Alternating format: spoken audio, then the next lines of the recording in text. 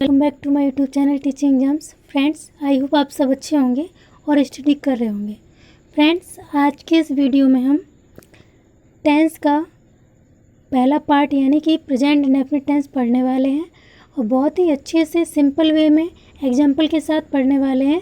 तो आप वीडियो के साथ बने रहिए, पूरा वीडियो देखिए और आपको डेफिनेटली कुछ ना कुछ नया सीखने को मिलेगा, ये मेरा वादा है आपसे। तबीयत थोड़ी ठीक नहीं है, आवाज़ ठीक नहीं आ रही है, नाइट में वीडियो बना रही हूँ तो थोड़ा आवाज़ के साथ मैनेज कीजिएगा। सबसे पहले present indefinite tense. Present indefinite tense की क्या हम देखेंगे, पहचान पहले देखेंगे। पहचान क्या है इसकी? आ है, ती है, ते है आदि शब्द हिंदी वाक्यों के अंत में आता है। यानी कि अगर आपको कोई हिंदी सेंटेंस दिया गया और आपको इसको इंग्लिश में ट्रांसलेट करना है तो उस वाक्य के अंत में क्या मिलेगा? ता है, ती है, ते है, ये शब्द आपको मिलेंगे। ये पहचान हो गई हमारी कि हमें प्रेजेंट इंडेफिनिट टेंस कैसे पहचानना है। अब हम पढ़ेंगे क्या? Affirmative sentence. ये अब सेंटेंस की बात आ गई। अगर आपने टाइप ऑफ सेंटेंसेस नहीं देखे हैं तो जाके टाइप ऑफ सेंटेंसेस का पार्ट पढ़ा हुआ है, अब उसको देख लीजिए, जिससे क्योंकि अभी जो टेंस पढ़ेंगे उन बार बार उसका जिक्र आएगा। अगर आपने वो पार्ट नहीं देखा तो आप समझ नहीं पाएंगे। तो अफर्मेटिव सेंटेंस को हिंदी में बोलते हैं सकारात्मक वाक्य। अब इसमें है क्या? एक वचन कर्ता हो या फिर ही, सी, इट हो के होने पर मुख्य क्रिया में एस और या ईएस का प्रयोग करते हैं तथा बहुवचन कर्ता यू, वी, दे होने पर मुख्य क्रिया में कुछ नहीं लगाते। कुछ को समझ में आ रहा है? एक वचन कर्ता और बहुवचन कर्ता, देखिए सिंगुलर प्लूरल ये आपको पहचानना होगा। इंग्लिश में क्या दो ही वचन होते हैं। अगर आपने नंबर्स का नहीं पढ़ा, नाउन का पहला पार्ट देखिए, उसमें मैंने नंबर्स बहुत अच्छे से समझाया है। फर्स्ट पार्ट का जो वीडियो अपलोड हुआ था उसमें मैंने बताया था कि how many types of number, तो दो ही होते हैं इंग्लिश में, एक सिंगुलर और एक प्लूरल। अगर एक से ज़्यादा व्यक्ति या वस्तु है तो वो बहुवचन है। तो ये जो ऊपर लिखे हैं ये प्रोनाउंस, ये सिंगुलर में आते हैं और जो नीचे लिखे हैं ये प्लूरल में आते हैं। बाकी आप खुद ही समझ जाएंगे कि एक वचन है कि बहुवचन। अभी एग्जाम्पल के थ्रू समझेंगे। अब ये तो हम समझ गए कि एक वचन होगा तो मुख्य क्रिया में ऐसे ही एस लगाना है और बहुवचन होगा तो कुछ नहीं लगाना है। लेकिन एस लगाना है या ई एस, कहाँ पे एस लगाना है, कहाँ पे ई एस, ये कन्फर्म नहीं हुआ है। तो चलिए देख लेते हैं ई एस कहाँ लगाया जा सकता है। अब देखिए ई एस अगर लगाना आपको पता चल गया तो बाकी जो बचेंगे उनमें एस लगाना ये तो पता चल ही जाएगा, तो फिर एस लगाने वाला बताना नहीं पड़ेगा। इसलिए मैं ई एस कहाँ लगाया जाता है ये बता देती हूँ। तो वर्ब के अंत में O, double S, S H, C H आए तो वर्ब के अंत में अगर ओ आए, डबल एस आए, एस एच आए और सी एच आए तो हम क्या लगा देंगे? ई एस लगा देंगे। जैसे कि एग्जाम्पल में लिखा है गो। अब देखिए गो किससे खत्म हो रहा है? ओ से। ओ से खत्म हो रहा है तो हमने क्या लगा दिया? यहाँ पे ई एस लगा दिया। क्या लगा दिया? ई एस लगा दिया। फिर डू भी ओ से ख़त्म हो रहा है तो इसमें भी लगा दिया डी ओ ई एस। फिर देखिए M I double S, miss याद करना है ना, तो ये डबल एस लगा हुआ है तो यहाँ पे ई एस लग गया। P U S H, push में ढकेलना, तो यहाँ पे देखिए एस एच आया हुआ है जो मैंने ऊपर लिखा भी है तो इसमें ई एस लगा दिया। टी ई ए सी एच, टीच मीन्स पढ़ाना, तो इसमें सी एच लास्ट में है तो इसमें ई एस लग गया। तो आइए अब आपको क्लियर हुआ होगा कि ओ और double S, S H, C H आने वाले शब्दों में हमें ई एस लगाना है। कब लगाना है? जब हमारा सब्जेक्ट होगा सिंगुलर, एक वचन करता होगा तब। एग्जाम्पल में समझाऊंगी, अभी मैं बार बार इसलिए दोहरा रही हूँ कि माइंड में रहे आपके। अब दूसरा क्या? पहला तो ये था कि लास्ट में O, double S, S H, C H आए तो हमें ई एस लगाना है। दूसरा कॉन्सेप्ट क्या है? दूसरा ये है कंसोनेंट प्लस वाई। अभी कंसोनेंट प्लस वाई क्या है? तो इसमें बताया जा रहा है कि अगर किसी वर्ब के अंत में, यहाँ पे लिखा है व्यंजन प्लस वाई होने पर वाई को आई में बदल देते हैं तथा वर्ब को सिंगुलर बनाने के लिए ई एस का प्रयोग कर देते हैं। अब आप ये लिखा है यहाँ पे वर्ब को सिंगुलर बनाने के लिए, तो वर्ब को सिंगुलर क्यों बनाना है?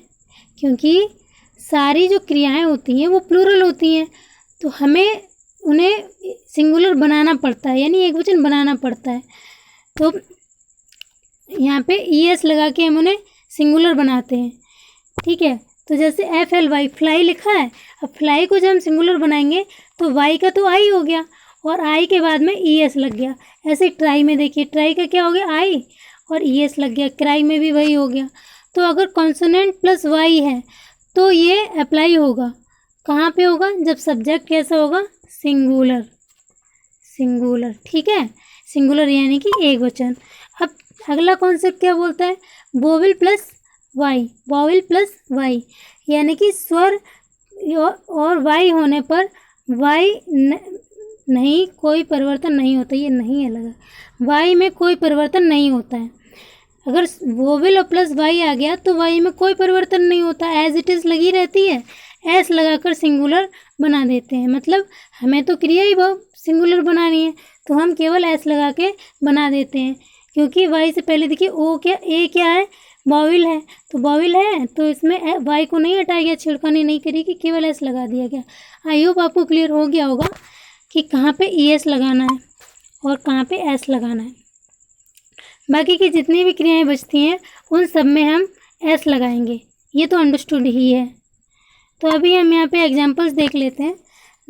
इसमें मैंने एक रूल लिखा है कैसे हमें अरेंज कैसे करना है वर्ड्स को। तो सबसे पहले हमारा सब्जेक्ट आ जाता है। अगर आपको सब्जेक्ट और प्रेडिकेट नहीं पता है तो आप पार्ट्स ऑफ सेंटेंस देखिए, जिसमें मैंने सब्जेक्ट और प्रेडिकेट को बहुत ही अच्छे से एग्जाम्पल के साथ एक्सप्लेन किया है, आप उसको देखिए तो आपको यहाँ पे दिक्कत नहीं होगी। तो सब्जेक्ट प्लस V1, V1 का क्या मतलब है, मेन वर्ब की फर्स्ट फॉर्म, ठीक है, मेन वर्ब की फर्स्ट फॉर्म यानी कि जो भी हम उस वर्ड की स्पेलिंग होगी वो फर्स्ट फॉर्म में ही होगी। और वर्ब की तीन अवस्थाएं होती हैं, first form, second form, third form, वो मैं आगे वाले पार्ट में बताऊंगी। तो अभी फ़िलहाल फर्स्ट फॉर्म देख लेते हैं। V1 का मतलब फर्स्ट फॉर्म है। अब फर्स्ट फॉर्म में plus ING, first form plus S या ES। If subject is singular, ऐसे ES कब लगना है, जब सब्जेक्ट कैसा होगा, singular. If subject is plural then no need to use S और ES। अगर सब्जेक्ट प्लूरल है तो एस और ES लगाने की कोई ज़रूरत नहीं है। प्लस ऑब्जेक्ट, अब इनको अरेंज कैसे करना है, देखिए, वह रोज़ विद्यालय जाता है, वह रोज़ विद्यालय जाता है। तो देखिए ही इसका सब्जेक्ट, वह के बारे में बात की गई, ही इसका सब्जेक्ट है। जाता, जाना की इंग्लिश क्या होती है, गो, और गो किससे खत्म हो रहा है, ओ से, तो ओ जहाँ पे खत्म होगा तो उसमें ES लग जाएगा, गोज़। और गो के बाद में हमें प्रीपोजिशन टू लगाना होता है। गोज़ टू कहाँ जाता है, स्कूल, है ना, क्योंकि स्कूल इसका क्या हो गया, ऑब्जेक्ट, है ना। और उसके बाद में आते हैं जो भी बाकी जो बचा होता है वो ऑब्जेक्ट के बाद में आता है, यानी कि जो डेली बचा है वो बाद में आएगा। ये हमारा सेंटेंस बन गया, ठीक है। नेक्स्ट देख लेते हैं, हम खेलते हैं, हम खेलते हैं। अब देखिए वी कैसा है, प्लूरल है, देखिए ऊपर मैंने बताया भी है यहाँ पे, ये देखिए यू वी दे, ये बहुवचन करता है, तो यहाँ पे वी आया हुआ है तो वी कैसा हो गया, बहुवचन हो गया। तो जब बहुवचन हो गया तो मुख्य क्रिया में कुछ भी नहीं लगाना, ना एस ना ES। खेलना की स्पेलिंग क्या होती है, प्ले, एज इट इज़ लिख देनी है, प्ले, ना एस लगेगा ना ES लगेगा। नेक्स्ट है चिड़िया आकाश में उड़ती है ना, चिड़िया आकाश में उड़ती है, इसी को थंबनेल पे लगा रखा है कि फ्लाइज होगा, तो उड़ना की स्पेलिंग होती है फ्लाई, लेकिन ये प्लूरल वर्ब है तो हमें इसे सिंगुलर बनाना है, तो यहाँ पे वोवेल का कोई इशू नहीं है, तो FLY का हो जाएगा I और ES लग जाएगा, फ्लाइज हो जाएगा, क्योंकि चिड़िया आकाश में उड़ती है, चिड़िया नहीं है, चिड़िया सिंगुलर है, इसलिए the word flies in the sky, इस तरीके से बनेगा। नेक्स्ट है बच्चा रोता है, बच्चा सिंगुलर शब्द है। अच्छा, चाइल्ड का प्लूरल क्या होता है आप लोग कमेंट में बताएंगे, चाइल्ड का प्लूरल क्या होता है। तो जब सिंगुलर ये है तो क्राई को सिंगुलर बनाना है, तो वाई का हो जाएगा I और ES लगा देंगे, द चाइल्ड क्राइज। फिर है ही रीड्स, तो रीड की ये होती है स्पेलिंग, रीड मीन्स पढ़ना। अब ही सिंगुलर था तो इसमें एस लग गया, क्यों एस क्यों लगा, क्योंकि जो ES वाले थे वो हमने अलग से देख लिए थे, मैंने कहा था बाकी जो भी बचेंगे उनमें एस लगाना है, ठीक है। तो ये क्लियर हुआ होगा। नेक्स्ट देख लेते हैं नेगेटिव सेंटेंस। नेगेटिव सेंटेंस को हिंदी में क्या बोलते हैं, नकारात्मक वाक्य, या फिर ऐसा बोल दिया जाए use of do and does, use of do and does या डू डज का प्रयोग करना। तो यहाँ पे क्या है, एक वचन करता होगा या फिर ही सी इट होगा। अब ये बार बार मैंने इसलिए लिखे हैं कि अगर किसी भी चीज़ को हम 2-3 बार रिवाइज कर लेते हैं ना, वो दिमाग में छप जाती हैं, इसलिए मैं इसको बार बार बता रही हूँ। एक वचन करता या एक वचन कर्ता होगा या फिर ही सी इट होगा के साथ डज नॉट लगेगा। एक वचन कर्ता होगा या फिर ही सी इट होगा तो डू डज नॉट लगेगा, तथा बहुवचन कर्ता या फिर यू वी दे के साथ डू नॉट का प्रयोग करके मुख्य क्रिया की पहली अवस्था लगा देते हैं। अब इसमें ऐसे ही इसका इशू केवल सिंपल में ही था, निगेटिव में नहीं है। तो यहाँ पे देखिए इसको कैसे अरेंज करना है। सबसे पहले सब्जेक्ट लगाएंगे, फिर डू नॉट या डज नॉट लगाएंगे सब्जेक्ट के अकॉर्डिंग, फिर V1 इसमें भी लगेगा यानी मेन वर्ब की फर्स्ट फॉर्म लगेगी, उसके बाद ऑब्जेक्ट, उसके बाद जो बचे शब्द हैं अदर वर्ड्स वो लास्ट में लगेंगे। तो इसको देखिए अरेंज कैसे करते हैं। वह रोज़ विद्यालय नहीं जाता है, तो वह हमारा सब्जेक्ट है तो वो तो सबसे पहले ही लिखेगा। अब वह कैसा है, सिंगुलर है तो भाई डज नॉट लगा देंगे हम। अब डज नॉट के बाद क्या, V1 है ना, क्रिया की फर्स्ट फॉर्म। या अगर आपको नहीं समझ में आ रहा कि क्रिया की फर्स्ट फॉर्म क्या है, तो पहचान के साथ में जो शब्द जुड़ा होता है, जैसे कि ता है इसकी पहचान है और इसके साथ में क्या जुड़ा है, जा, तो ये बन गया जाता। तो जाता की यही वर्ब हो गई, है ना। इसी की फॉर्म लगानी है, फर्स्ट सेकंड थर्ड जो भी बोला है लगाने को, ठीक है। अगर जिसको नहीं समझ आता कि कौन किसकी फॉर्म लगानी है, तो ये जाता हो गया तो इसकी फॉर्म लगेगी गो टू स्कूल, लास्ट में बचा डेली तो वो लास्ट में आ गया, है ना। वे शोर नहीं मचाते हैं, तो वे की इंग्लिश क्या होती है, दे। अब दे मैंने बार बार लिखा है, दे कैसा है, बहुवचन है तो भाई डू नॉट लग गया। अब फिर से वही कन्फ्यूजन कि किसकी फॉर्म लगाएं फर्स्ट फॉर्म। तो देखिए ते हैं, इसकी पहचान है ते हैं, और इसमें क्या आया, मचा, तो ये बन गया मचाते। तो मचाना की इंग्लिश होती है मेक, मचाना की इंग्लिश क्या होती है, मेक। तो मेक ए नॉइज़, ये पूरी फ्रेज एक होती है मेक ए नॉइज़, इसमें दा नहीं लग सकता, मेक ए नॉइज़। फिर नेक्स्ट है हमारा बच्चे पाठ याद नहीं करते हैं, तो बच्चे द चिल्ड्रन बहुवचन है, तो बच्चे मतलब एक तो बच्चा है नहीं, बहुत सारे बच्चे हैं, तो यहाँ पे क्या लग गया, डू नॉट, है ना।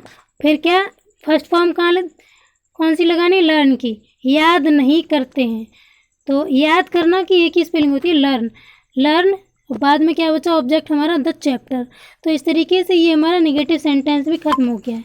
फिर आगे चलते हैं, इंटरोगेटिव सेंटेंस को बोलते हैं प्रश्नवाचक वाक्य या, और ये मैंने जब टाइप्स ऑफ सेंटेंस पढ़ाया था तो उसमें कितने टाइप के इंटरोगेटिव होते हैं वो बताया था अच्छे से, आप जाके उसको ज़रूर देखिएगा।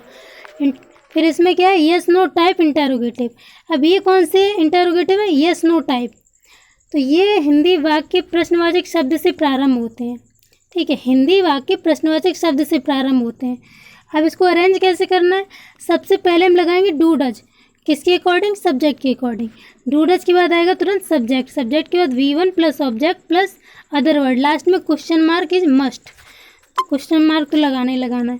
तो क्या तुम पढ़ते हो, अब देखिए यहाँ पे प्रश्नवाचक शब्द आ गया क्या, तो इसकी इंग्लिश नहीं लगानी, सबसे इसकी क्या लगानी है, हेल्पिंग वर्ब।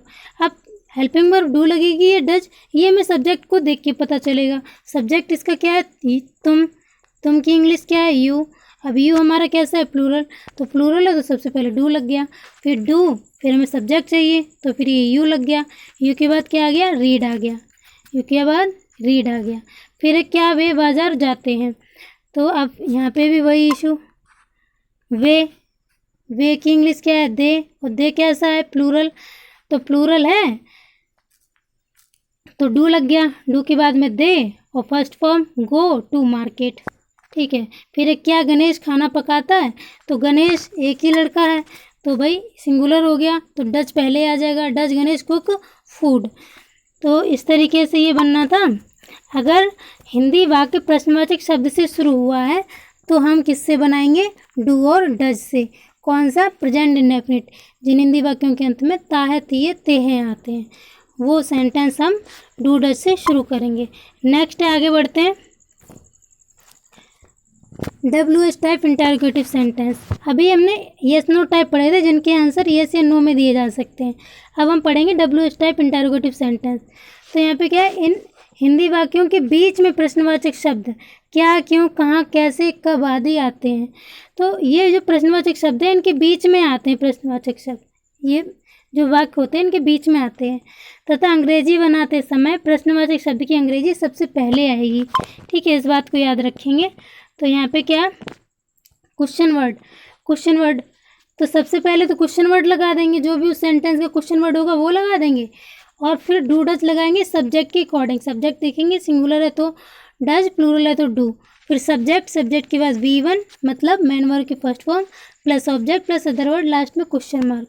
अब क्वेश्चन वर्ड ही नहीं पता होंगे बहुत लोगों को, अगर नहीं पता है तो बहुत ही अच्छी बात है, नहीं पता है तो ये लिख दिए हैं मैंने।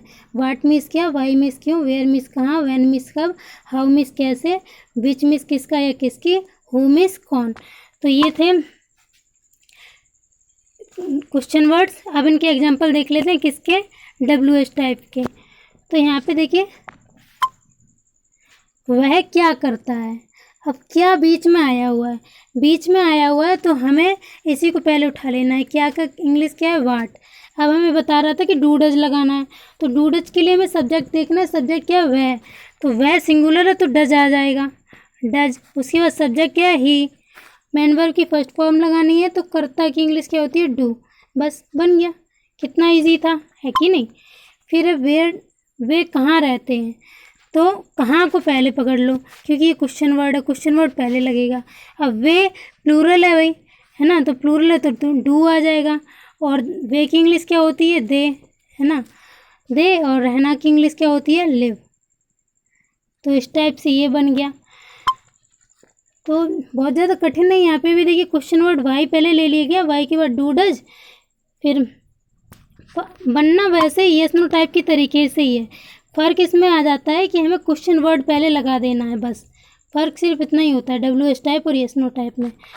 तो फिर है, तुम क्यों रोते हो, तुम क्यों रोते हो की क्या बन जाएगी, वाई डू यू वीप। वह कैसे लिखता है, तो कैसे को पहले लिख देंगे, how, how does he right. अध्यापक कब पढ़ाता है, तो कब की इंग्लिश होती है, वैन, वैन। अध्यापक सिंगुलर तो डज, द टीचर टीच। तो ये थे हमारे WH टाइप क्वेश्चन।